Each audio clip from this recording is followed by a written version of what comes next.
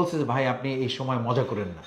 ওনাদের বলতেছে যে ভাই আপনি আমরা বিরাট ঝামেলার মধ্যে আছি, ওনাকে আমাদের দরকার, আপনি মজা করেন। আমরা আপনারাও মজা করেন না। আপনি ডাকতেছেন ওনাকে আর আমার চান খাওয়ার ফলে আমাদের ভাইদেরকে গুলি করা হচ্ছে। আপনি কি এটা জানেন? প্রথম কথা হচ্ছে যে ৫ই আগস্ট তো আমরা 11:30-12টা থেকেই আমাদের কাছে ইনফরমেশন আসতেছিল যে সেনাপ্রধান বক্তব্য দেবেন এবং শেখ হাসিনা দেশে নাই উনি পালিয়ে গেছেন।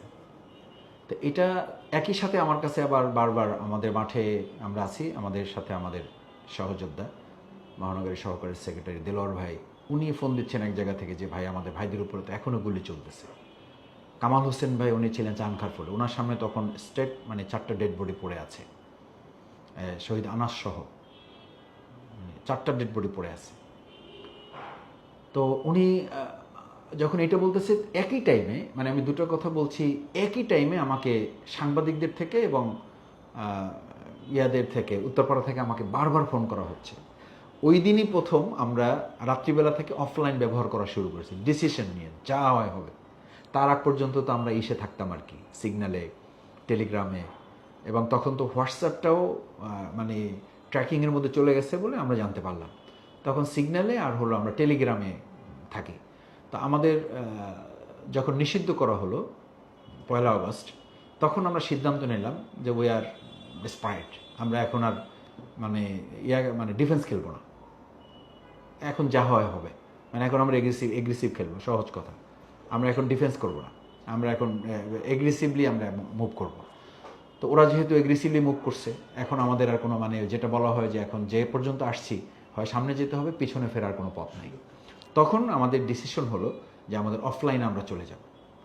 তো অফলাইনে ওই দিন 4 তারিখ রাতে আমি অফলাইন নিয়ে যখন যেখানে যাচ্ছি আমাকে টাইম টু টাইম আপডেট দেওয়া হচ্ছে, এবং আমাদের 2-1 ভাই যারা প্রশাসনে ছিলেন আমাকে পছন্দ করতেন, আমাদেরকে ভালোবাসতেন, তারা বলতেন যে মাসুদ ভাই আপনি এখন খিলগাঁই, জাস্ট আসলে আমি তখন খিলগাঁই, বলতেন যে আপনি এখন মৎস্য ভবনের সামনে, একদম দেখতাম যে হ্যাঁ ঠিক আমি মৎস্য ভবনের, বলছে আপনি এখনই একটু ওখান থেকে জায়গা চেঞ্জ করেন। মানে ওই দিন আমি 10 মিনিট 15 মিনিট পর পর জায়গা চেঞ্জ করছি, 15 মিনিট পর পর। এতটা মানে আমার মনে হয় যে আমাদের এক একজনের পিছনে এক একজন লোক লাগিয়ে রাখা হয়েছিল। তো এই অফলাইনে যেহেতু আমাদের অন্য নেতৃবৃন্দকে অনেকেই পাওয়া যাচ্ছিল না, ফোন কানেক্ট হচ্ছিল না, আবার আপনি জানেন যে নেটও কিন্তু খুব খারাপ ছিল, নেট মানে অনলাইন নেট একেবারেই ছিল না বললে চলে। তো ওই কারণে ওনাদেরকে পাওয়া যাচ্ছিল না। তো আমাকে অফলাইনে যেহেতু পাওয়া যাচ্ছে, বারবার ফোন করতেছে। তা আমার কাছে বিশ্বাস হচ্ছিল না। আমি একবার হাসতে হাসতে বললাম যে কি অ্যারেস্ট করবেন ওনাকে? উনি আর ওনাকে অ্যারেস্ট করে কি করবেন? বলছে যে ভাই আপনি এই সময় মজা করেন না। ওনাদের বলতেছে যে ভাই আপনি আমরা বিরাট ঝামেলার মধ্যে আছি, ওনাকে আমাদের দরকার, আপনি মজা করেন। আমরা আপনারাও মজা করেন না। আপনি ডাকতেছেন ওনাকে আর আমার চান খাওয়ার ফলে আমাদের ভাইদেরকে গুলি করা হচ্ছে। আপনি কি এটা জানেন? বলছে মাসুদ ভাই আমাদের মেসেজটা গিয়েছে এটা বন্ধ করার জন্য, এই ক্র্যাকডাউনটা, মেসেজটা পৌঁছতে গ্রাসরুটে হয়তো একটু সময় লাগতেছে, বা কোনো কোনো অফিসার এখনও মেসেজটা যথাযথভাবে ধারণ করতে পারছেন না। এইটুকু আপনাদেরকে একটু ধৈর্য ধরতে হবে, একটু সময় নিলে ঠিক হয়ে যাবে। এটার জন্যই সেনাপ্রধান একটা বক্তব্য দিতে চাচ্ছেন। ওনার বক্তব্যটা গেলে যেন সব জায়গা থেকে প্রশাসন এটাকে ক্যারি করে। তো বক্তব্যটা উনি দিতে চাচ্ছেন, সব নেতৃবৃন্দের সাথে কথা বলার পরে উনি কথাটা বলতে চাচ্ছেন। তো আমি তখন আমাদের কয়েকজনকে ফোন করলাম, ওনারা বারবার বলতেছেন আমরা আমির জামাতকে ট্রাই করতেছি, আশা করি পেয়ে যাবো। পেতে পেতে আমাদের মানে 11:30-12টা থেকে শুরু হয়েছে, তখন 1টা 2টা 3টা 3:30টা মধ্যে তখন বারবার বলা হচ্ছে যে একবার আপনারা স্ক্রলিংয়ে দেখতেছেন যে পিছানো হচ্ছে সংবাদ সম্মেলন, 3বার পিছানো হয়েছে। তো ওনারা বললেন যে দেখেন আমাদের সবার সাথে অ্যাটলিস্ট কানেক্টিভিটি ডেভেলপ হয়ে গেছে, শুধুমাত্র আমিরে জামাতকে আমরা এখনও কানেক্টিভিটিটা করতে পারি নাই, দ্রুত ওনাকে দরকার। আলহামদুলিল্লাহ পরে ওনাকে পাওয়া গেছে এবং উনি ওখানে গিয়েছেন। ওনারা প্রথম গাড়ি পাঠাতে চাইছিলেন, পরে বললেন যে আমাকে আপনারা গাড়ি পাঠাই, এই গাড়িতে করে নেওয়াটা আপনাদের জন্য কঠিন হবে, তার চেয়ে বরং বেটার যে আমি আমার গাড়ি নিয়ে এবং সিকিউরিটি নিয়ে আমি চলে আসি। এবং এটা বলে, এটা আমিরে জামাতও বলেছেন যে, এবং আমরাও তো যারা এটার সাথে ইনভলভ ছিলাম, যে উনি যখন বের হয়েছেন, মানে উত্তরপাড়ার লোকেরা, সেনাবাহিনীর লোকেরা বলছিল যে আপনি আসতে পারবেন কিনা, এই পর্যন্ত পুরো রাস্তা তো ব্লক হয়ে আছে। আমাদের গাড়ি গেছিল, কোনো গাড়ি ফিরে আসতে পারে নাই, মানে সব গাড়িগুলো ওরা নষ্ট করে ফেলছে। তো বলছি কী করা যায়, এখন আসতে তো হবে আপনাকে। আবার উনি এমন জায়গায় যে মোটরসাইকেল আসাটাও কঠিন। উনি বলেন যে আপনাদের চিন্তা করতে হবে না, আল্লাহর উপর ভরসা, ছাত্র জনতার সাথে আমার জনতার প্রতি আমার আস্থা আছে, আমি বের হয়ে আসতেছি, আমি গাড়ি নিয়ে আসতেছি। উনি গাড়ি নিয়ে গেছেন, ছাত্র জনতায় ওনার গাড়িতে ডানে বামে ওই যে সিকিউরিটির মতো উঠে দাঁড়াইয়া বাঁশি নিয়ে পতাকা নিয়ে তারপর ওনাকে একদম ইয়া পর্যন্ত পৌঁছে দিয়ে আসছে, গণভবন পর্যন্ত পৌঁছে দিয়ে আসছে।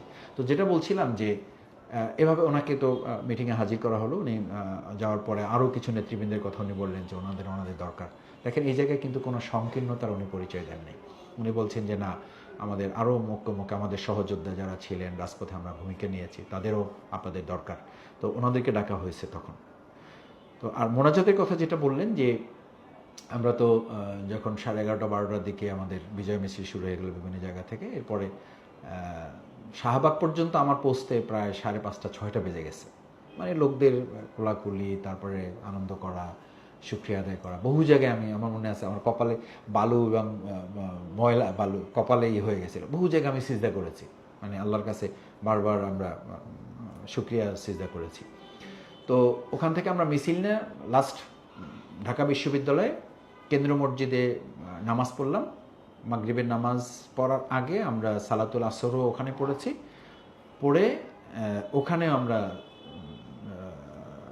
সালাতুল হামদ আদায় করেছি, সিজদা করেছি মসজিদ থেকে বের হয়ে। তারপরে ওখান থেকে আমাদের মহানগরীর সম্মানিত আমিনুল ইসলাম বুলবুল ভাই সহ আমাদের মহানগরীর নেতৃবৃন্দ যারা ছিলেন, শিবিরের নেতৃবৃন্দ যারা ছিলেন, তারা মিছিল নিয়ে আমরা, আপনি জানেন যে আমাদের মহানগরী অফিস যেটা 48/1 পুরানো পল্টন, একই সাথে পাশাপাশি হলো 48/1 শিবিরের কেন্দ্রীয় অফিস। তো দুটো পাশাপাশি অফিস। আমরা প্রথমে অর্থাৎ 2011 সালে আমরা লাস্ট আমাদের অফিস থেকে আমরা বের হয়ে আসি মানে আমাদেরকে বের করে দেয় একদম বন্দুকের মুখে।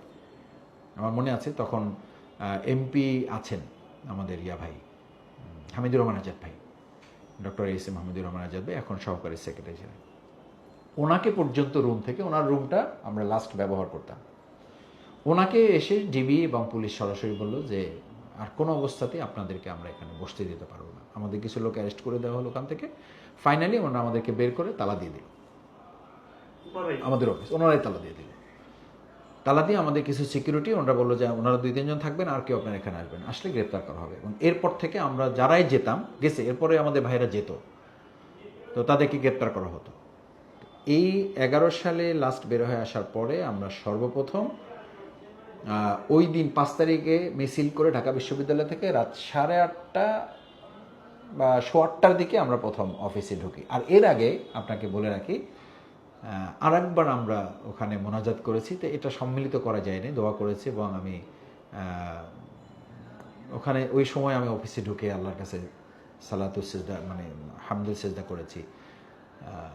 10 জুন মানে 2013 সালে আমরা যে রমনা ইঞ্জিনিয়ার্স ইনস্টিটিউশনে প্রোগ্রামটা করলাম, বড় প্রোগ্রাম যেটা হলো 23 সালে যে বড় প্রোগ্রামটা হলো, ওই প্রোগ্রামটার দিনও আমরা মনে করেছিলাম যে সরকার হয়তো এখন কিছুটা নমনীয় হবে। কিন্তু আমরা আসলাম, আমি রাতে কিছু ভাইদের নিয়ে আসলাম আমাদের অফিসটা দেখার জন্য। প্রশাসনের লোকজন ছিল, তো বললো যে যায়েন না, আমাদের নির্দেশনাটা ভালো না, আপনারা প্রোগ্রাম করেছেন, এখন যার যার বাড়িতে আপনারা চলে যান, বাসায় চলে যান। তাই বললাম প্রোগ্রাম করলাম, এত বড় প্রোগ্রাম হয়েছে, আমরা এখন একটু অফিসে বসি, কথা বলি। বলছে না, অফিসে যান কিন্তু বসেন না। তারপর আমরা গেলাম অফিসে। ওই দিনও আমি খুব আবেগ আপ্লুত হয়েছি যে 11 সালের পরে প্রায় কত বছর, মানে 7-8 বছর পরে আবার আমি ওখানে যাওয়ার সুযোগ পেলাম, 9 বছর পরে। আর এরপরে ওই দিন আমরা 8:30 8:15 যখন অফিসে ঢুকলাম, খুব স্বাভাবিকভাবেই আমাদের 3-4টা জিনিস স্মৃতিতে আসছে। যে এই অফিস যেখানে আমাদের মাওলানা মতিউর রহমান নিজামী ভাই অফিস করতেন, এই অফিস যেখানে আব্দুল কাদের মোল্লা ভাই আমাদের এখানে দায়িত্ব পালন করেছেন, এই চেয়ার যেখানে আমরা এখন বসছি, সেই চেয়ারে আমাদের এটিএম আজহারুল ইসলাম ভাই উনি এখানে দায়িত্ব পালন করতেন। তো এই স্মৃতিগুলো আমাদের সামনে আসার কারণে আমরা আবেগ আপ্লুত হয়েছি এবং আল্লাহর কাছে শুকরিয়া আদায় করেছি যে আমাদের এই অফিসটা আসলে তো অফিস না, এটা এই দেশের স্বাধীনতার সার্বভৌমত্বের গ্যারান্টি। এই অফিস হচ্ছে এদেশের মানুষের দেশপ্রেমের চেতনাকে বাস্তবায়ন করার অফিস। এখান থেকে আমাদের ভাইরা জীবন বাজি রেখেছেন, এই দেশের মানুষের জন্য শহীদ হয়েছেন, ফাঁসির মঞ্চে গিয়েছেন। সেই নেতৃবৃন্দেরই ধারাবাহিকতা এখন আমরা এখানে যারা ছোট ছোট কর্মী আমরা এখন বসছি, আমাদের উপর একটা বিরাট বোঝা। আজকে আল্লাহ তাআলা এই বিজয় দিয়েছেন আমাদের, শাহাদাতের রক্তের বিনিময়ে অসংখ্য ছাত্র জনতার। এই সমস্ত বিষয় নিয়ে আমরা তখন আল্লাহর কাছে দোয়া করেছি এবং কৃতজ্ঞতা শুকরিয়া আলহামদুলিল্লাহ আদায় করেছি। ওই সময় আসলে আমাদের চোখের পানি, আমরা তখন খুবই বিধ্বস্ত মানে কত রাত ধরে আমরা ঘুমাই না, মানে এটা বিশ্বাস করতে পারবেন না। মানে ঘুম মানে আমাদের এমন হয়েছে যে রাত 2টা 3টা পর্যন্ত আমাদের মিটিং, অনলাইনে আমাদের মিটিং চলছে, আবার ফজরের পরে মিটিং শুরু।